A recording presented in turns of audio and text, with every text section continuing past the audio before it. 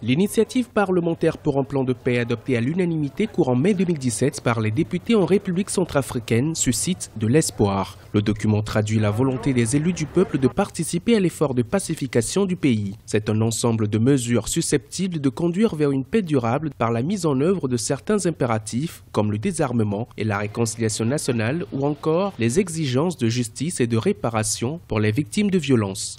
La République centrafricaine est en crise depuis 1996 et malheureusement, malgré l'amnistie qui avait été votée en 2008, les crimes se poursuivent.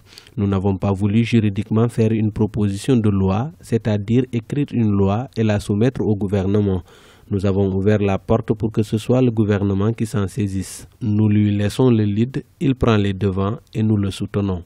Dans les grandes lignes de l'initiative parlementaire, il est également prévu l'instauration d'un cessez-le-feu effectif à l'ouverture de négociations en vue d'un accord de paix. L'Assemblée nationale centrafricaine considère comme non amnistiables les crimes de génocide, les crimes contre l'humanité et les crimes de guerre. Elle en appelle à la responsabilité du gouvernement. Déjà, le Premier ministre Simplice Sarandi a été interpellé sur la situation sécuritaire toujours inquiétante. C'est pour cela que nous, au niveau du Parlement, nous avons souhaité que nous soyons impliqués parce qu'aujourd'hui, un député, c'est celui-là qui connaît mieux sa circonscription, qui connaît mieux le terrain, qui est en contact avec la population. Il peut faire proposer des solutions de sortie de crise à l'exécutif. Mais malheureusement, c'est cette demande que le Parlement a ouvertement exprimée.